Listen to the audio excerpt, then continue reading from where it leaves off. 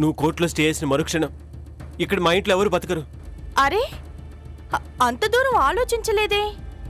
పరువు పోతుందనుకున్నాను కానీ బోనస్గా ప్రాణాలు కూడా పోతాయా?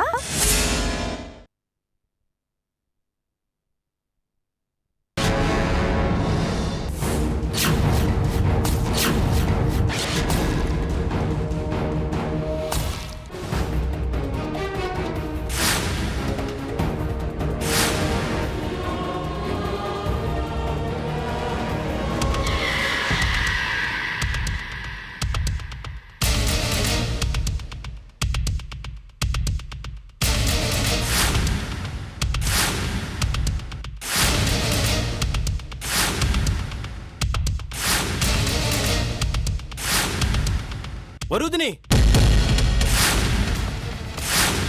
వరుదిని, నువ్వేంటిక్కడ? వరుదిని, దయచేసి నీ నిర్ణయం మార్చుకో. అది మారదు.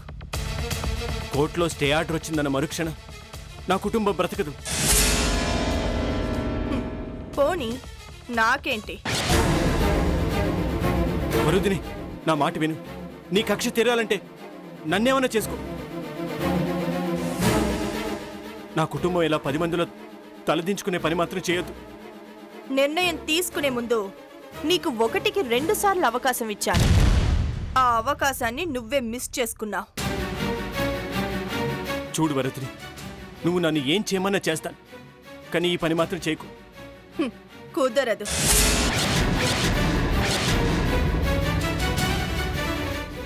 లాయర్ గారు, టైం అవుతుంది, మీరు కానివ్వండి. మా అన్నయ్యకి వ్యతిరేకంగా నేను స్టే తెచ్చాను అంటే జీవితంలో మా అన్నయ్య నా మొహం చూడు. ఇచ్చిన మాట నిలబెట్టుకోలేకపోయినందుకు మా అన్నయ్య కూడా ఉండడు. వరుదిని, నీ కాళ్ళు పట్టుకుంటాను. మా కుటుంబం పరువు తీయకు ప్లీజ్.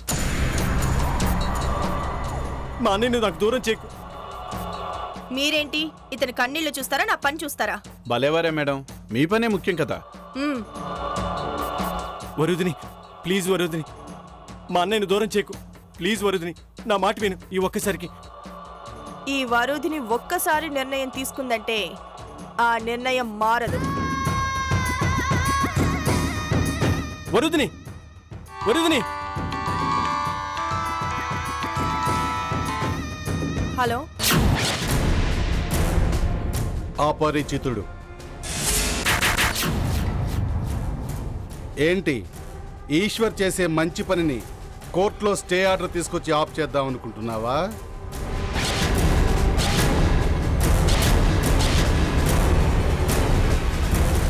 నువ్వు దిక్కులు చూసినంత మాత్రాన నేను కనిపించను గాని మర్యాదగా లోపలికి వెళ్ళిన లాయర్ని పిలో, లేదంటే ఈటీవీ 2లో నేను పంపించిన క్యాసెట్ టెలికాస్ట్ అవుతుంది.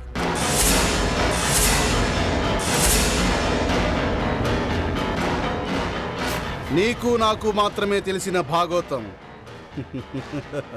ఈ ప్రపంచం మొత్తం తెలిసిపోతుంది. టైం లేదు వరోదిని, త్వరగా పిలుస్తావా, టెలికాస్ట్ చేపియమంటావా?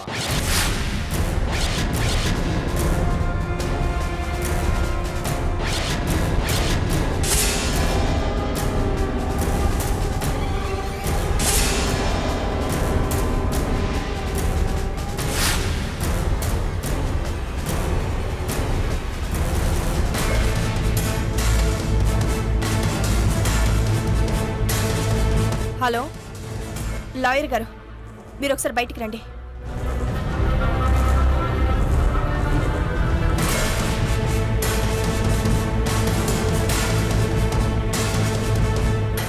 ఏమైంది మేడం? స్టే ఆర్డర్ ఇప్పుడు అవసరం లేదు. అదేంటి మేడం? వద్దంటున్నానుగా. ఇటు ఇవ్వండి.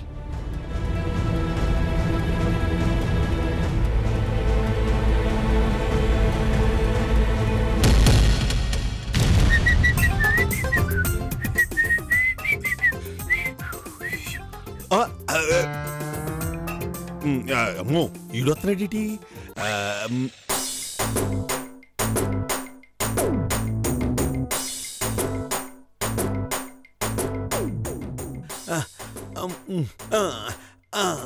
టైం ఎంత అయింది? చెనములు 10 అయినా పెద్దములు 4 అయినా 14 అయిందండి.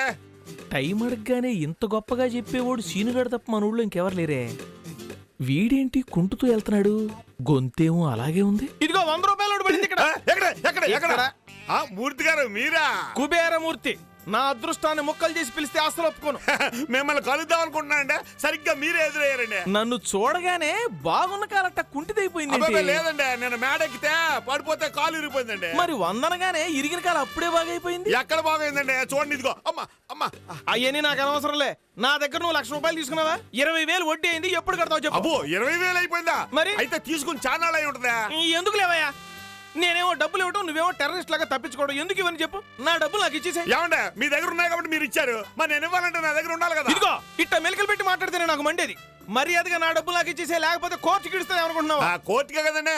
పదండి వెళ్దాం. అగో కోర్టు కంటే వెళ్ళిపోతానంటే జైలు శిక్ష పడుద్ది, చెప్పకూడదు తినాల్సి వస్తుంది. నేను చెప్పకూడదు అంటే పెట్టండి, జడ్జి గారు మీకే చివాట్లు పెడతారు. డబ్బులు అడిగితే చివాట్లు ఎందుకు పెడతాడా? ఎందుకా? మన ఇద్దరు కోర్టుకి వెళ్తామండి. వెళ్తాం. అక్కడ పాత సినిమాలలో మిమ్మల్ని అక్కడ నన్ను ఇక్కడ నిలబెడతారండి. ఎదురెదురుగా బోన్లు కూడా ఉంటాయి. అప్పుడు జడ్జి గారు ఏమంటారు? ఏమయ్యా, నువ్వు కుబేరమూర్తి దగ్గర అప్పు తీసుకున్న మాట నిజమేనా అంటారు. నిజమే కదయ్యా? నిజమేనండి అంటారా? అప్పుడు కుబేరమూర్తికి తిరిగి నువ్వు డబ్బులు ఇవ్వకుండా బాధ పెడుతున్నావట, నీకు శిక్ష పడుతుంది అంటారా? ఎందుకు పడద్దండి అంటారా? ఏ అంటారు. అప్పుడు నేనేమంటాను? 2009లో ఆయన 10,000 రూపాయలు ఇచ్చారండి అంటారు. మరి చెట్టు దగ్గర వడ్డీ కట్టపోయినా తిరిగి ఇవ్వకపోయినా మళ్ళా 2010లో 25,000 రూపాయలు ఇచ్చారండి అంటారు. బొడ్రాయి దగ్గర మళ్ళీ వడ్డీ అడగకుండా 2012లో 40,000 రూపాయలు ఇచ్చారండి అంటారు. టిఫిన్ సెంటర్ మళ్ళా దగ్గర 10,000 రూపాయలు ఇచ్చారండి అంటారు. తీసుకున్నావు కదా? ఇలా తిరిగి కట్టకపోయినా వడ్డీ కట్టకపోయినా పదే తిరిగి మళ్ళీ నాకు అప్పులు ఇచ్చారంటే నేను మంచోడనే కదని అర్థం. అలాంటి మంచివాడిని కోర్టుకి లాగి నా మీద కేసేసి పరువు నష్టం జరిగింది, నాకు న్యాయం చేయండి అంటాను. అప్పుడేమవుద్ది? పరువు నష్టం దావా కింద పాత అప్పు రద్దు చేసి మరలా 25,000 రూపాయలు మీ చేత నాకు ఇప్పిస్తారండి. వెళ్దామండి కోర్టుకి. అన్నట్టు సిగరెట్లకి డబ్బులు లేవండి, మీ దగ్గర ఏమైనా ఉంటాయండి? ఓరిడేమ్మా కడుపు మాడా, ఈ బుర్రం తీసుకెళ్లి ఎగ్జిబిషన్ లో పెట్టాలి. అసలు ఈ అప్పుల అప్పారావు వాళ్ళందరూ ఇలాగే ఉంటారేమో. ఒరే, నా దగ్గర అప్పు తీసుకుని నా మీద పరువు నష్టం దావా వేస్తావురా? ఒరే, ఈ కుబేరమూర్తి దగ్గర డబ్బులు తిన్న వాళ్ళు ఎవ్వరూ బాగుపడలేదురా, నాశనమైపోతారు అంతే. అందుకు ఉదాహరణ మామ కావాలంటే.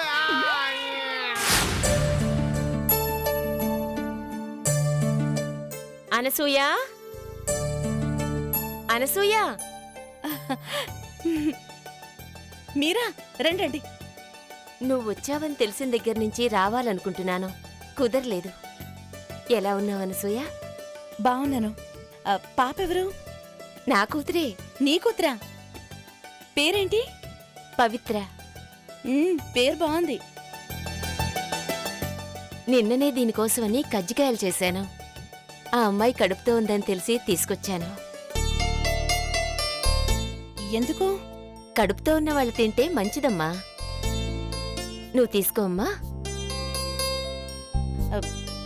ఏది పడితే అది తిని ఇంతకు ముందే ఇబ్బందులు పడింది. దీనివల్ల కడుపుల బిడ్డకి ప్రమాదం ఏం లేదుగా? కజ్జికాయలు తింటే ప్రమాదం ఏంటి? ఏమీ కాదు. ఆంటీ, అక్క కడుపులో బాబున్నాడా? అవునమ్మా, అక్క కడుపులో బుజ్జు బాబు బజ్జు నిద్రపోతున్నాడు. నాడా? అవును. అనసూయ, అమ్మకు తగ్గే వరకు ఇక్కడే ఉంటావు కదా?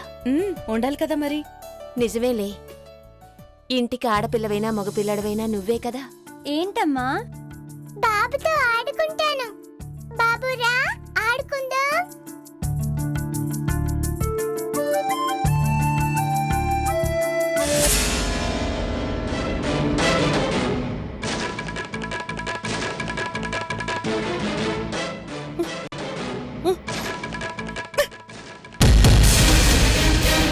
ఏయ్, నా బిడ్డనే కొడతావే?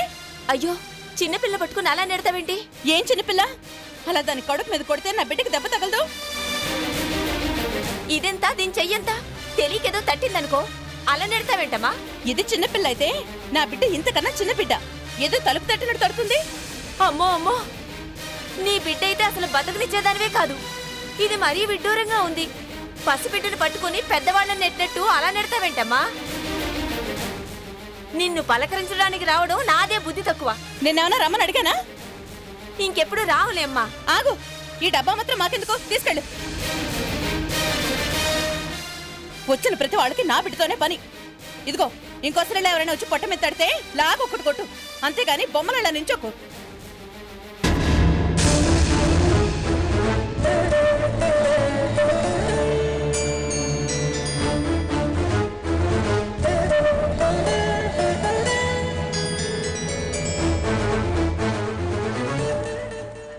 అంత కోపం? కోపం కాకపోతే ఏంటి? చిన్న లేదు పెద్ద లేదు, ప్రతి వాళ్ళకి అలవాటైపోయింది. ఒకడేమో గిల్లి కర్ర తీసుకుని కొడతాడు, ఇంకొత్తేమో వచ్చి దబదబా బాధేస్తుంది. అసలు వీళ్ళందరికీ నా బిడ్డ ఎలా కనిపిస్తున్నాడో అర్థం కావట్లేదు. చిన్న పిల్లక్క, తనకేం తెలుసు? తెలియకపోతే పక్కనున్న పెద్దవాళ్ళు చెప్పాలి. మనం గుడికెళ్ళొచ్చిన దగ్గర నుంచి చూస్తున్నాను. నువ్వెందుకింత బాధపడుతున్నావో భయపడుతున్నావో నాకు అర్థం కావట్లేదు. భయమేనే? నా బిడ్డకేమవుతుందోననే భయం. అదే నా బిడ్డ నిద్రపోతున్న చోటు. వాడిని ప్రశాంతంగా ఉండనివ్వకుండా జనాలు ఇలా చేస్తుంటే తట్టుకోలేకపోతున్నాను. నువ్వు బిడ్డ గురించి ఎక్కువ ఆలోచిస్తున్నావక్క. నా కడుపులోనే కాదు, రేపు వీడు పుట్టాక కూడా నీ బిడ్డే. ఒకరన్న దాని గురించి పట్టించుకోకు. పట్టించుకోకుండా ఎలా ఉంటానే? ప్రతి వాళ్ళు నా బిడ్డ కానట్టు మాట్లాడుతున్నారు.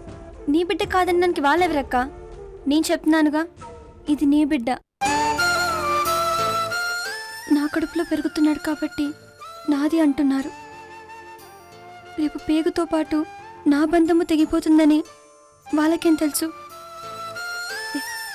నీ బంధం ఎందుకు తెగిపోతుంది?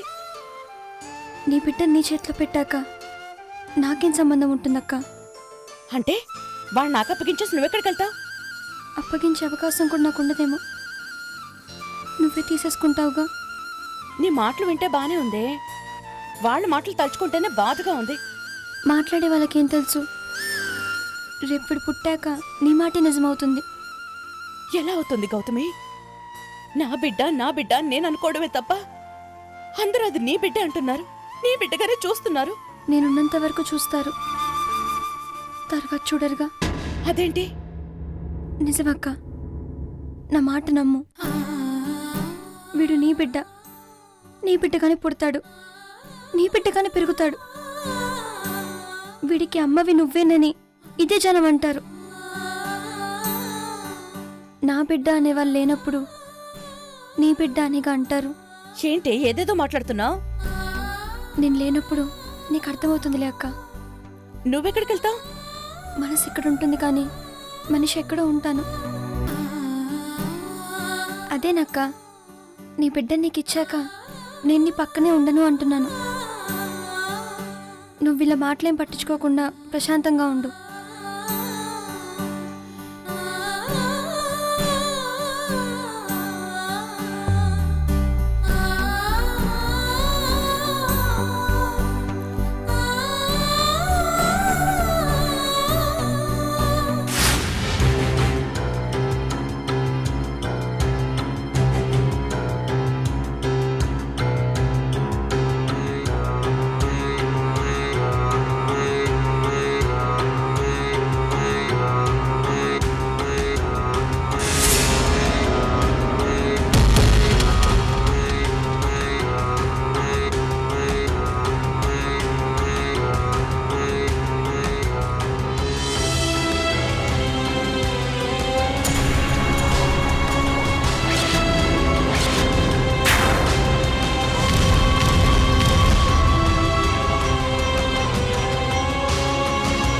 స్టే ఆర్డర్ తీసుకున్నావా?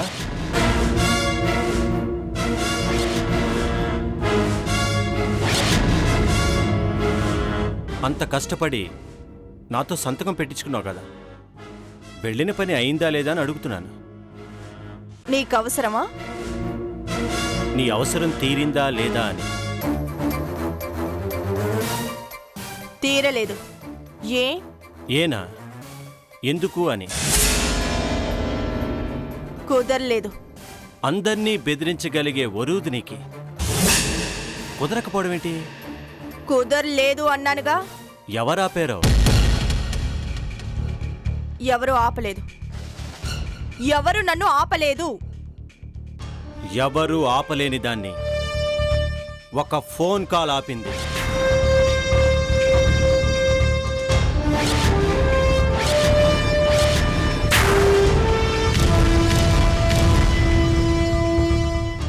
ఎవరిదా ఫోన్? నీకు చెప్పాల్సిన అవసరం లేదు. స్టే ఆర్డర్ తీసుకురావాలని నన్ను బాధపెట్టా, నాతో పాటు నా కూతుర్ని బాధపెట్టా. బాధ స్టే ఆర్డర్ తీసుకుందాం.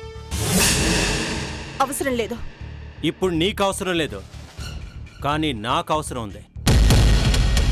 బాధ అవసరం లేదు అంటున్నానుగా. మరి నా కూతుర్ని బాధపెట్టి నాతో ఎందుకు సంతకం చేయించావు? స్టే ఆర్డర్ కోసం కోర్టు దాకా వెళ్ళి నేను ఎంత బ్రతిమలాడిన ఆగని నువ్వు ఫోన్ కాల్ వస్తే ఆగిపోవడానికి కారణమేంటో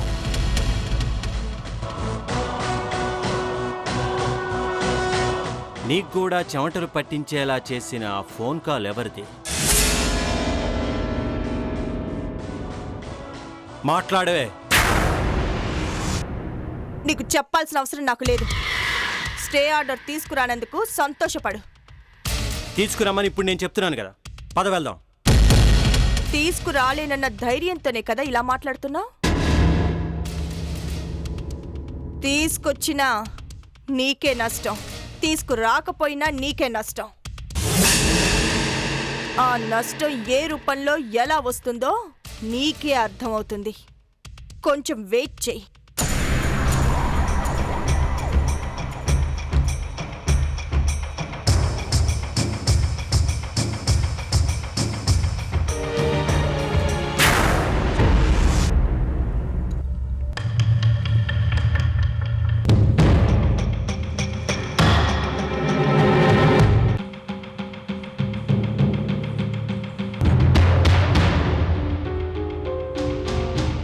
అత్తయ్య గారు,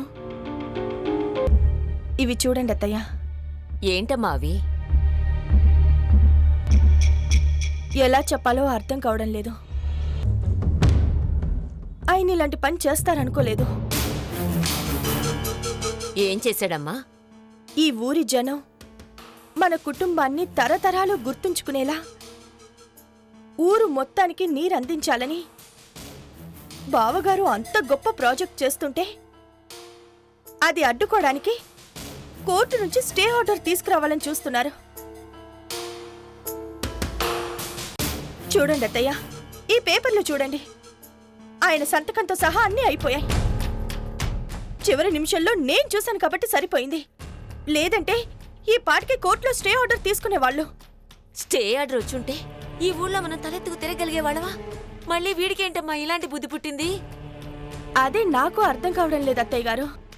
ఆయన స్టే ఆర్డర్ తీసుకొచ్చినా రేపు అందరూ అది మారలేదు, వెనుకుండి విజయ్తో ఇదంతా అదే చేయించింది అని నన్నే అనుకుంటారు కదా. కోట్ల ఆస్తి వృధాగా జనానికి పోతుందంట. ఆయనకు ఆ డబ్బు కనిపిస్తుందే కానీ బావగారిచ్చిన మాట కనిపించడం లేదు. ప్రాజెక్ట్ని ఆయనే ఆపేశారని తెలిస్తే బావగారు తట్టుకోగలరా? విజయ్, విజయ్! ఏంటమ్మా? ఏంటిది?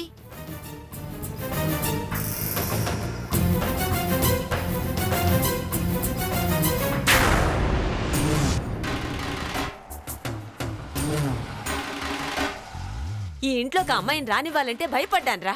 మళ్ళీ ఈ ఇంటికి ఏం తెస్తుందోనని. ఈ రోజు అర్థమైందిరా, భయపడాల్సింది తన గురించి కాదు నీ గురించి అని.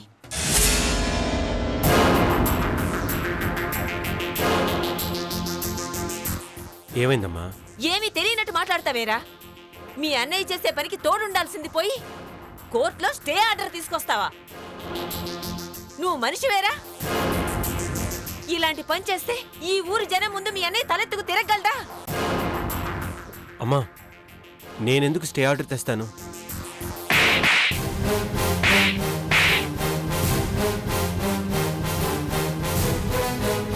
అమ్మా, నేను నిజం చెప్తున్నానమ్మా. ఛీ, నువ్వు చేసిన వెధవ పంచాలకి అబద్ధాలు కూడానా? నువ్వు కాకపోతే, నీకు ఆ ఆలోచన లేకపోతే ఈ కాగితాలు ఎందుకు, దీని మీద నీ సంతకం ఎందుకు? వద్దండి, నా మాట వినండి అంటే వింటే కదా. వెధవ ఆస్తి కోసం అన్న పరువు తీస్తారా అండి?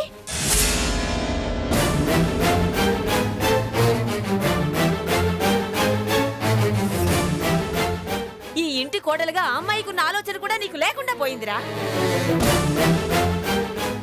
మారాడు అంటే నా బిడ్డ ఎంత మారిపోయాడో అనుకున్నాను. మారినట్టు నటిస్తున్నావని ఇప్పుడు అర్థమైంది. ఈ విషయం మీ అన్నయ్యకి తెలిస్తే ఇంకేమైనా ఉందా? మళ్ళీ ఇలాంటి పని చేస్తావని తెలిస్తే నా కొడుకని కూడా చూడను. నా చేత్తోనే ఇంత విషయం ఇచ్చి చంపేస్తాను. ఛీ, నీ మొహం చూసినా కూడా పాపమే. ఛీ!